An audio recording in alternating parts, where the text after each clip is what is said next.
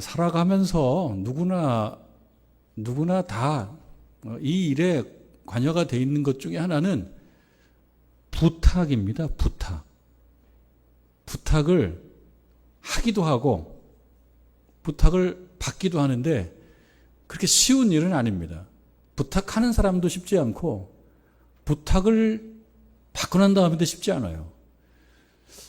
들어주는 것이 꼭 마음이 편한 것도 아니고 안 들어준다고 해서 또 마음이 편한 것도 아니고 하여튼 부탁이라는 것이 쉽지 않은 우리 일상 중에 중요한 주제인데 그러나 또 벗어날 수도 없어요. 부탁을 하기도 하고 받기도 합니다.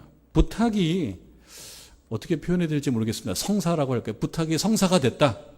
부탁이 이루어졌다라고 한다 그러면 생각해 볼 때 그렇습니다. 일견 한번 볼 때 그 부탁을 들어주는 사람 입장에서 볼 때는 마이너스일 거예요.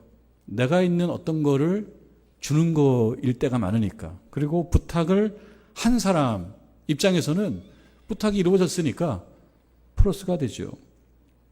부탁 성사의 그 이면을 놓고 보면 몇 가지 이유나 원리가 좀 있을 것도 같습니다. 순전히 정말 마이너스이지만 선한 마음으로 들어준 경우가 있어요. 이건 뭐 나한테는 마이너스지만 내 마음이 그렇다. 이타적인 마음의 표현으로 부탁을 그냥 선하게 들어주는 경우도 있습니다. 선의만 작동하는 경우도 없지는 않을 것 같습니다. 그러나 어떤 경우는 비즈니스 같은 경우도 있어요.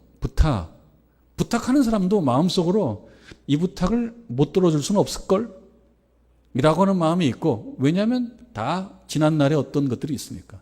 부탁을 드는 사람도 받을 때 이거를 안 들어줄 수 없는 이유는 이 부탁을 들어주고 난 다음에 나하고 이 결과가 무관하지 않을 거기 때문에 예측하고 들어주는. 그러니까 어떻게 보면 이 부탁이 하고 듣고 그 성사의 이면에는 비즈니스적인 차원도 좀 있는 것도 같다는 생각이 듭니다.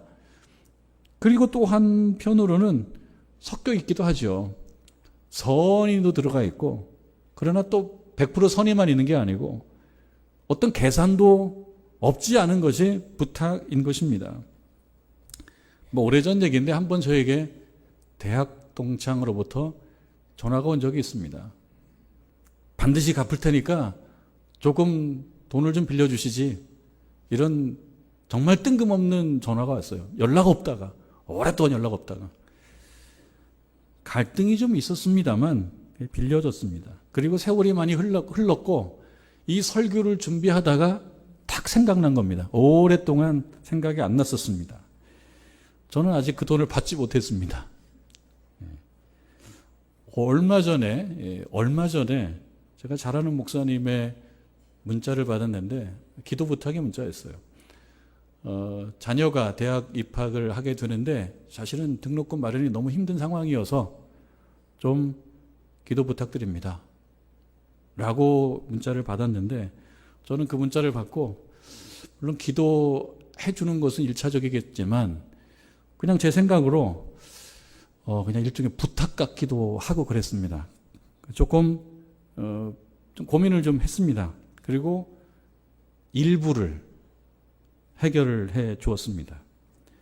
전자는 조금 씁쓸했어요. 받지 못했고 오래 알지도 못하는 중에 세월이 많이 흘렀는데 어떻게 보면 뜬금없었기 때문에. 그러나 후자는 나름 괜찮았지만 그러나 앞으로 또 부탁을 받을 때 내가 좀 고민할 수도 있다. 그런 생각은 있습니다.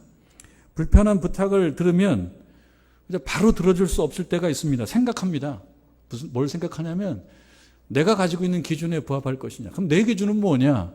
라고 생각해 보면 나하고 얼마나 관련이 있느냐. 이것이 현실적으로 작동할 수밖에 없어요. 나하고 현실적으로 관련이 깊을 때 들어주는 쪽으로 가고 나하고 관계성이 없는 정말 이 관계성이 없다 그러면 쉽게 들어줄 수 없죠. 어떤 분들은 관계성이 전혀 없어도 그냥 100% 이타적인 마음으로 하기도 하지만 우리가 100% 이타적인 마음을 갖기가 어렵다고 본다 그러면 관계성이라고 하는 것을 보게 되죠. 관계가 있으면 마음이 동해서 그 부탁을 들어주지만 관계가 없거나 매우 약하면 잘 안 되죠. 제가 교회 안에서는 부탁을 받을 때 이건 내 사명이라고 생각해서 그저 그냥 합니다. 그러나 우리 교회 밖에서 오는 여러 부탁들은 지금 말씀드린 그 기준과 그 원리를 적용하지 않을 수 없다. 그거는 저뿐만 아니고 여러분들도 마찬가지일 것입니다. 그런데 부탁을 받으면 대체로 들어줄 수밖에 없는 존재가 있어요. 제가 뭐 빚진 것도 별로 없는데 부탁을 받으면 대체로 뭐 100% 근접하게 들어줄 수밖에 없는 존재가 있어요. 자식입니다. 자식이 부탁하면 아니 나한테 이 녀석들이 뭘 해줬다고 이렇게 막 자꾸 가져가지? 라는 생각이 있지만 그러나 또 어쩔 수 없이 다 가지고 있는 것 중에 반토막 잘라가지고 얘다 하면서 주지 않을 수가 없는 존재, 자식들입니다. 우리 두 자식이 여기 없기 때문에 제가 말씀드리는 거는 딸아이 음대 보낸다고 기둥 하나가 넘어졌어요. 기둥 하나가. 그리고 계획에도 없던 아들 녀석 저 이스라엘 보냈지 않습니까? 그러면서 기둥이 또 하나 넘어졌어요. 그리고 지금 제가 기둥인데 지금 제 기둥 하나로 지금 사는 거예요. 자, 그런데 왜 그러냐? 자식이니까. 그건 저만 그런 게 아니고 여러분들도 마찬가지입니다. 기둥이 있는데 자식이 그리하면 이거 어쩔 수가 없는.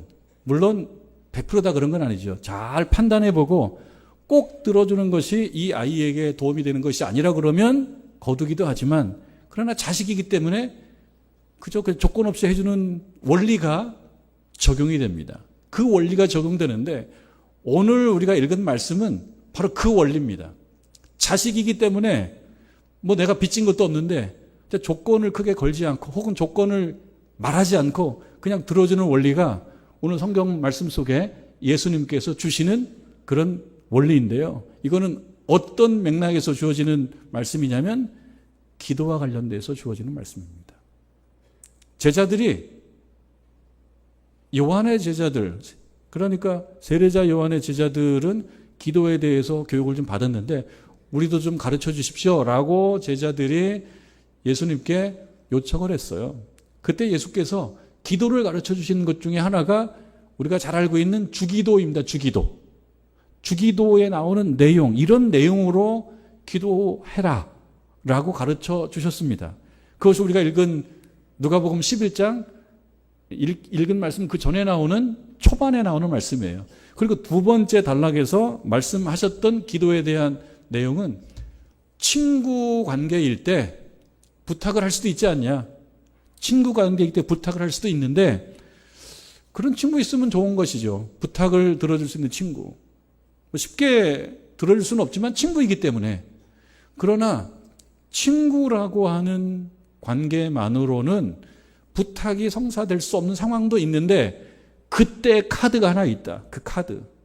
친구 관계라고 하는 그 관계성만으로는 내가 어떤 요청하는 것, 부탁하는 것을 다 얻어낼 수 없다. 그럴 때가 있는데 그래도 카드가 하나 있다. 그 카드를 쓰면은 친구 관계라는 그 어떤 관계성을 넘어서서 정말 그 내가 원하는 것을 말하자면 내가 얻을 수 있다라고 하는 건데 그 카드가 무엇이냐? 그것이 11장 8절이에요. 11장 8절. 8절 말씀을 보면 내가 너희에게 말하노니 비록 벗됨, 친구됨, 친구 관계라고 하는 것으로 인하여는 일어나서 주지 아니할 수도 있다. 친구 관계라는 것도 굉장히 중요한 건데 친구 관계만 가지고는 안 될 수도 있다. 그런데 그 다음에 나오죠. 그 간청함을 인하여 일어나 그 요구대로 주리라. 여기는 친구 관계보다 더 센 게 있어요. 더 센 카드가 뭐냐면 간청이라는 겁니다. 간청. 이제 손주가 있을 때 할아버지 할머니는 뭐 주고 싶죠. 많이 주고 싶은데 줄 때 꼭 하나 조건을 걸 때가 있어요. 주세요 해봐. 주세요. 그러면은 주세요라고 하는 것이 사실은 조건인 것이 아니라 그 모습이 좋은 것이요. 이거 안 하면 안 주겠다 그런 마음이 아니고 이 손자가 주세요 하면 이 모습이 귀여운 거예요. 그러니까 이 형식으로 주고 싶어 하는 거죠. 그런데 달라고 할 때 주세요를 했는데 시선은 다른 데가 있으면 요거는 김이 새는 겁니다. 김이 빠지죠. 보통 주세요는 바라보는 거잖아요. 그런데 이렇게 바꾸면, 그리고 내 시선은 다른 데로 가 있으면 이거는 뭐가 됩니까? 간청이 아니죠. 간청. 간청은 바라보는 거예요. 여러분들이 하나님 앞에 간청한다라고 한다 그러면 하나님을 바라보는 거예요. 그런데 들어주시면 좋고 안 들어주셔도 내 나름대로 대안이 없는 게 아닙니다 라고 해서 그 대안을 향하여 자꾸 시선이 간다. 이거는 간청이 아니죠. 그러니까 그거는 기도라고 얘기할 수 없다라고 예수님께서 말씀하시는 겁니다. 기도는 어떻게 하라는 겁니까? 하나님을 바라보면서 집중하면서 간청했을 때 아버지이신 하나님께서 들어주실 것이다 라고 합니다. 그래서 간청의 원리를 얘기합니다. 간청의 원리. 그리고 또 하나는 오늘 읽은 말씀 9절 이후에 나오는 말씀인데요. 이 말씀은 부모 자식 간에 통용되는 그 원리를 가지고 오십니다. 사실은 그 원리보다 더 강합니다. 부모 자식 간에 이렇게 적용되는 그 원리도 굉장히 센 건데 이거보다 더 센 원리가 하나님과 그 신자 사이에는 있다라고 하는 것을 말씀하기 위해서 부모 자식 이야기를 꺼내는 거예요. 부모 자식 얘기가 핵심이 아니에요. 그 얘기를 꺼내는 거예요. 어떻게 꺼냅니까? 9절 이후에 보게 되면 구하라 그러면 주실 것이요, 찾으라 그러면 찾아낼 것이요, 문을 두드리라 그러면 열릴 것이다. 그러니까 해라, 기도를 하라. 근데 열심히 해라 이렇게 말씀하십니다.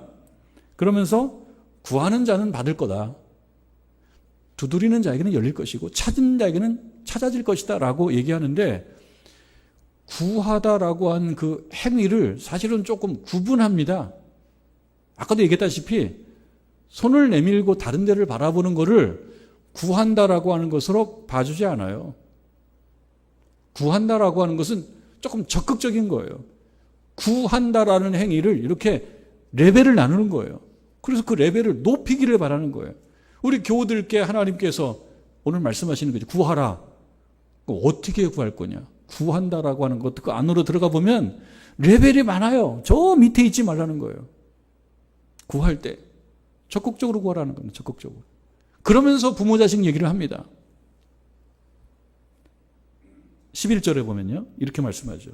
너희 중에 아버지 된 자로서 누가 아들이 생선을 달라 하는데 생선 대신 뱀을 주며, 아버지 된 자는 그렇다. 저희 집 아들 녀석이 가끔 전화를 하는데 뭐 좀 이렇게 사는 게 좀 힘들어도 손을 그렇게 내밀지는 않아요. 부모를 좀 생각은 해요. 손을 내밀지는 않아요. 그렇다고 해서 한없이 안 내미는 건 아니에요. 어쩔 수 없을 때는 내밀어요. 그 전화를 해서 들어보면 조금 부족하다는 얘기가 들어가 있어요. 그러면 엄마가 알아차리고 알았다. 그래서 좀 채워줍니다. 엄마나 아빠가 부모 자식 간에 적용되는 원리가 있거든요. 여기 말씀하는 겁니다. 너희 중에 아버지 된 자로서. 그럼 그대로예요. 아들이 뭘 달라고 그러는데 뭘 달라고 그러냐면 생선을 달라고 그래요. 생선을. 예를 드는 겁니다. 생선을 달라고 그러는데 요 다음에 나오는 요 한 글자 단어는 사실 여성들은 요 단어를 발음하지 말아달라고 부탁해요. 발음 자체가 불쾌하다는 거예요. 이 동물의 입장에서는 참 불공정한데, 그런데 이걸 생각하면 사람들이 무서워해요. 저는 안 무서워합니다. 저는 요 뱀을 별 무서워하지 않아요. 그리고 보면은 가까이 가서 봅니다, 저는. 그런데 TV에 나오는 것만 봐도 도망가는 경우들도 있어요. 왜냐하면 좀 보기 이렇게 편치 않은 동물이거든요. 그러니까 이 뱀이라고 하는 동물의 이미지는 약간 좀 무섭고 좀 피하고 싶고 약간 혐오도 있고 그런 동물의 상징이거든요. 그리고 여기에는 이 뱀이라는 표현에는 어쩌면 뱀장어도 그렇습니다. 뱀장어도 먹을 땐 맛있는데 여러분 만지라 그러면 이거 엄청 힘도 세고 미끌미끌 하거든요. 그런데 오늘 말씀에 아들의 생선을 달라고 그러는데 아버지가 생각했다가 요 녀석 골탕을 좀 먹여야 되겠다. 알았어 줄게. 눈 감어. 눈 감아버리고 뱀을 줘버린다. 이런 일 없죠. 있다고 한다 그러면 뭐 한 1000만 명 중에 1명. 거의 없다고 봐야 돼. 이런 경우 없죠. 아버지 생선을 달라고 그러는데 거기다 뭐 뱀을 준다. 식탁에서 아버지 나고 생선 한 ton만 주세요 그러는데 아버지가 살은 다 발라내고 가시만 준다. 이런 경우 없죠. 뭐 그냥 주지요. 그게 아버지와 아들 간에 이루어질 얘기입니다. 또 이어집니다. 알을 달라 하는데 전갈을 주겠느냐. 알이라고 표현하는 거, 뭐 우리로 얘기하면 계란이라고 할까요? 계란을 달라고 그러는데 전갈을 저는 먹어봤잖아요. 여러분 어떻게 생각할지 모르겠어요. 저는 한번 먹어봤는데요. 메뚜기하고 비슷합니다. 튀긴 전갈은. 그런데 먹어보는 거는 그냥 그렇지만 전갈은 무서운 이 동물이기도 하고 곤충이기도 하고 그 중간쯤에 있는 것이 전갈인데, 전갈은 이렇게 꼬리를 말잖아요. 꼬리를 만데 그 꼬리 끝에 침이 있어요. 독침이 있단 말이죠. 요거 쏘면은 굉장히 아프기도 하고 피해도 크고 또 많이 뭐 맞은 침한테 쏘이면은 생명도 위태롭겠죠. 작은 뭐 곤충이나 동물들은 죽기도 하겠죠. 근데 전갈이 꼬리를 확 말아버리면 약간 동글동글 하거든요. 전갈 모양이. 그러니까 이 알하고 전갈하고 조금 흡사하다는 거예요. 그러나 내용은 완전히 다른. 모양은 흡사할 수 있지만 내용은 완전히 다른. 아버지가 아들이 알을 달라 그러는데 돌돌 마른 전갈을 준다. 이거 있을 수 없다. 조금 극단적인 예를 듭니다. 13절 그런데 너희가 악할지라도, 그래서 악하다라고 하는 표현을 그냥 악하다라는 고지고대로 생각하기보다는 인간적인 수준, 인간적 수준은 그렇게 고급스럽지 않은 인간적 수준, 하나님과 비할 때는 너무나 부족한, 그 부족한 인간이라도 좋은 것을 자식에게 준다. 그런데 그 다음에 말하려는 핵심은 이것입니다. 하물며 앞에 나오는 얘기는 하나님의 어떤 성품과 우리를 향한 하나님의 마음을 표현하기 위해서 가지고 온 예화예요. 핵심은 뭐냐? 하나님은 어떤 분이시냐? 구하는 자에게 성령을 주시는 분. 구하는 자에게 성령을 주시지 않겠느냐라고 얘기합니다. 왜? 어떤 관계이기 때문에? 아버지와 아들 관계 이상이기 때문에. 그래서 여기서 한 가지 원리를 생각해 볼 수 있어요. 구하면 다 들어주시냐? 그런데 전제가 있는 거예요. 전제가. 무슨 전제가 있냐면 하나님과 우리가 하나님 아버지 또 그의 자녀의 관계에 있다는 거예요. 객관적으로 우리 하나님과 우리 하나님은 아버지시 우리는 자녀예요. 객관적으로. 그런데 스스로 주관적으로 내가 하나님의 아들이나 하나님의 딸이라는 생각이 없으면 그 상황에서 기도가 됩니까? 여러분 기도 열심히 하십시오라는 말을 다른 말로 얘기하면 하나님의 자녀됨을 분명히 확인하고 하나님의 자녀됨이라고 하는 자기 정체성을 충분히 확인하라라는 말로 바꿀 수가 있어요. 하나님의 자녀다라고 하는 생각이 없는데, 그렇게 가깝지 않은데 기도가 되지 않습니다. 구할 수가 없어요. 구한다라고 하는 것은 그분과 나와 가까운 거예요. 내가 그분에게 부탁한다라고 하는 것은 그 정도의 관계성을 나 나름대로도 판단하는 거예요. 그런데 내가 하나님의 자녀다, 하나님의 아들이다, 하나님의 딸이라는 생각이 없이 그냥 산다면 구하는 것은 그냥 보험 정도죠. 보험 정도. 내가 다른 뭐 중요한 수단이 있긴 한데 뭐 하나님이 들어주시면 뭐 나쁠 거 없고요. 하나님이 들어주시면 나쁠 거 없고요 라고 하는 관계성이라면 그건 하나님과 그 자녀 간의 관계는 아니라 이거죠. 그러니까 이 시간에 우리에게 주시는 말씀은 그런 거예요. 여러분들 생각해 볼 때 나는 하나님의 자녀입니다. 하나님은 저의 아버지 되십니다. 라는 고백을 확인해 보고 그게 부족하다 그러면 겸손하게 하나님께 나아가라고 하는 말씀이에요. 하나님 아버지를 부를 수 있는 그런 자기 정체성을 한번 확인해 보시라. 교회에 나오면 교인입니다. 정능제일교회 나오면 정능제일교회 교인입니다. 교인과 신자는 뭐 조금 대체하는 유사어이기도 하지만 조금 엄격하게 구분하면 교인과 신자는 구분이 되지 않습니까? 교인은 교회를 나오는 사람, 신자는 뭐예요? 하나님을 믿는 사람. 교인으로 머물러 있으면 안 되고 신자가 되는 거예요. 신자는 무엇입니까? 하나님을 내 아버지로 믿는 거예요. 그럴 때 기도할 수 있어요. 그럴 때 유일하신 하나님 앞에 고개를 숙일 수가 있습니다. 그럴 때 간청할 수가 있어요. 내가 하나님의 자녀다라고 하는 내 자기 정체성이 없으면 간청이 안 돼요. 그러니까 하나님은 내가 기도하면 나한테 들어주시는 아버지와 같은 분이라고 생각이 들면 간청이 됩니다. 그 간청이 뭡니까? 그것이 기도이다. 기도는 우리가 할 수 없는 것들을 할 수 있게 만들어주는 신자의 특권이다. 그 특권을 우리가 활용하기 위해서는 내가 하나님의 자녀이어야 되는데, 하나님의 자녀 맞죠? 그런데 중요한 건 내가 하나님의 자녀이다라고 생각하는 거예요. 그래야지만이 내가 하나님 앞에 고개를 숙이게 된다라고 하는 것입니다. 여러분, 누가복음 11장 9절에서 11절 말씀은 다른 복음서에도 이 말씀이 있어요. 마태복음 7장 7절 이후에 같은 말씀이 있습니다. 마태복음 7장 11절을 보면은 한번 볼까요, 우리? 마태복음 7장 11절에 유사한 말씀입니다. 100% 같지는 않지만 거의 같은 말씀이에요.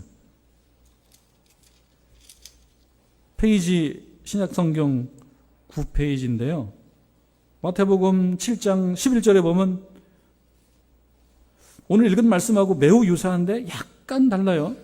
너희가 악할지라도라고 되어 있는데, 너희가 악한 자라도 좋은 것으로 자식에게 줄 줄 알거든.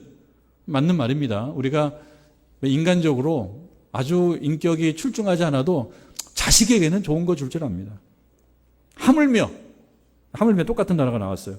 하늘에 계신 너희 아버지께서 구하는 자에게, 간청하는 자에게, 또 하나님께, 아버지 하나님께 부탁하는 자에게, 이렇게 바꿀 수 있죠. 그 자에게 어떻게 하겠다는 것입니까? 하나님께서 좋은 것으로 주시지 않겠느냐. 이 의문문은 너무 당연한 말씀이에요. 강한 평서문이에요. 이 수사 의문문은. 주시지 않겠느냐. 당연히 준다라고 하는 확신에 찬 말씀이에요. 하나님께서는 간청하는 자에게, 기도하는 자에게 좋은 것을 주신다. 여러분 믿습니까? 하나님께서는 간청하는 자에게 좋은 것을 주실 거라고 믿습니까? 자녀라고 생각하는 사람이 기도할 수 있어요. 그리고 그 마음으로 간청해서 경험하면 간증이 되고 말씀이 되고 능력이 돼요. 그런 하나님의 응답의 경험이 많으신 여러분들 되시기를 주님의 이름으로 축원합니다. 그래야지 교회가 강해지고 능력이 있어지는 거예요. 능력 있는 성도가, 능력을 경험한 성도가 많을수록 교회는 힘 있는 교회가 되는 거예요. 여러분들께서 하나님으로부터 오는 그 은혜를 많이 경험할수록 교회는 은혜가 넘치는 교회가 되는 것입니다. 자, 그런데 약간 차이가 있죠. 마태복음 말씀이 좋은 것을 주시지 않겠느냐. 간청하는 자에게 좋은 걸 준다. 자, 그런데 오늘 읽은 말씀으로 오면은 조금 달라요. 아버지께서 구하는 자에게 좋은 것이 아니고 그 자리에 성령이라고 하는 말씀이 들어가 있어요. 성령을 주시지 않겠느냐. 이렇게 되어 있어요. 다른 말씀인가? 예수님 말씀인데 다른 말씀인가? 이 말씀을 전한 자가 약간의 변형을 줬어요. 약간의 변형을 줬는데 이게 다른 말씀인가? 같은 말씀이죠, 본질적으로. 그러나 표현은 다릅니다. 표현은 다른데 같은 말씀이에요. 상황에 따라 약간 신학적 성찰이 좀 들어간 듯하지만 본질적으로는 같은 말씀, 예수님의 말씀입니다. 하나님께 구하는 자, 간청하는 자에게는 하나님께서 좋은 것을 주실 것이야 라고 하는 말씀이 누가복음에서는 성령을 주시지 않겠냐. 그러면 이것을 좀 단순 논리로 우리가 조금 쉬운 산수로 한번 풀어보면 좋은 것은 곧 성령이다. 그 자리에 들어가는 거거든요.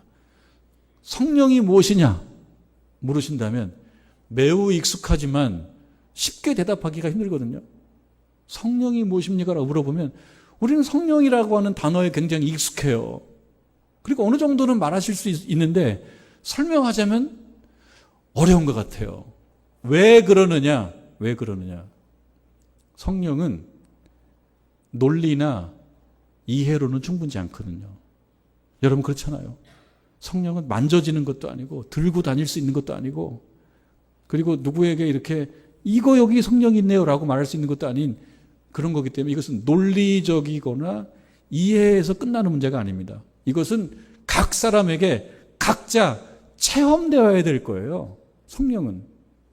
그래서 익숙하지만 어려운 게 성령입니다. 그러나 체험된 사람에게는 매우 쉽고 체험되지 않고 그것을 이해나 논리나 이론으로만 생각하면 설명해도 뭔가 아쉽고 안타까운 것이 성령입니다.